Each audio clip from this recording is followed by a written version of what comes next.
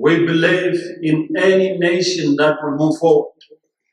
Constructive debates on issues that concern society form an integral part of creating an open, transparent, functional, and accountable society.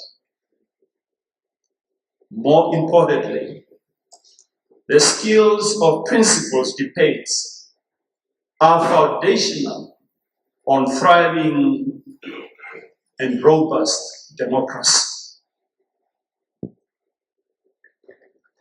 In a democracy, we want and we need to hear a range of views, as well as voices that challenge our beliefs and our preconceptions. At the same time, we need strong critical thinking that will help us to evaluate and discern information wisely for us to be able to separate facts from fictions, especially in an age of misinformation and fake news. You know, sometimes you will find all this information posted on the social media as fake news, but initially it was sounding as if it is facts. Clearly, it is undeniable that these platforms plays a very crucial role in shaping the worldview of participating students at an individual level. But more than that, the debate teaches us also and teaches the young people critical intellectual, interpersonal, and life skills. And it also allows participants to develop essential 21st century skills of communication, that of critical thinking, creativity, and collaboration. Debates requires participants to gather facts and evidence for them to be able to support their arguments. Consider different points of view to determine how valid they are.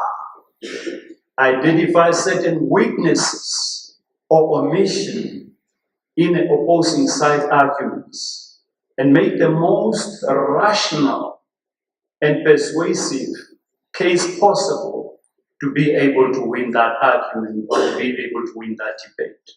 At the same time, debates also ask the audience to weigh both sides of each issue and exercise their critical thinking skills to decide which argument is the most convincing. Ladies and gentlemen, in its third year, the Bank of Namibia Tertiary Institution Debating Challenge is proving to be the hub, for the contestation of ideas and also the cultivation of knowledge on specific themes pertaining to the country's macroeconomic management and economic development architecture. As you have been told, the challenge is the brainchild of the governor of the Bank of Namibia, who requested that platforms like this must be developed, targeting tertiary students, in addition to the high school competition that we used to have, which has been a mainstay of the public education effort. This challenge provides not only an opportunity for economic and non-economic students to interrogate the policy debates of our times, but also argue for and recommend certain actions. As policymakers, we take such recommendation and novel approaches to economic and development topics very seriously, as they also assist to challenge dogmas and old ways of doing things. As a central bank, We do not pretend to know it all, and we use these debates and the inputs that we are getting from here to change our thinking and understanding on particular issues. For instance, the topic that we will be debating today on virtual currencies. These are new things, and we do not claim that we know it all, and we will be learning from you. Also, stabilizing inflation, we know that that has been, of course, a cup of coffee for us. But stabilizing inflation is not an easy thing. You know that we have been trying to tighten monetary policy, but to some extent, inflation has been quite stubborn in many countries, not only in Namibia, but across the globe. So we want to hear from you that what are some of those new things that we need to do for us to be able to contain and stabilize inflation.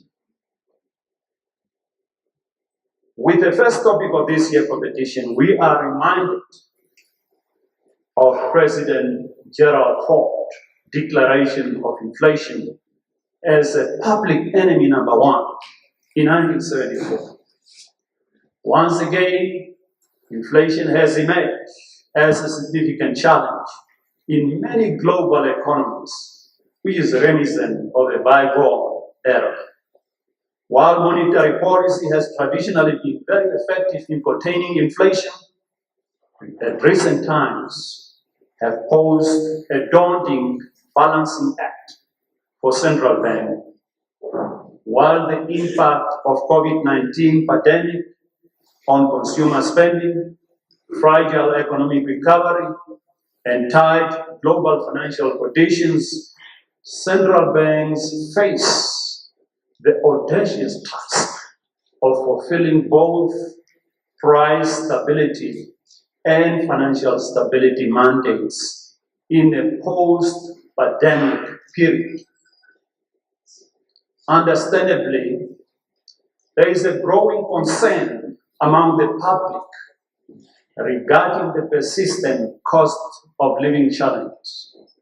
Namibian inflation has been trending downwards at recent, from 7% in January 2023 to around 5.3% in June 2023. We are seeing a decline in the inflation rate as shocks that drive inflation also are waning. And our monetary policy actions are transmitted to the economy. We are not out of the wood yet, but inflation expectations appear to be anchored on the low side.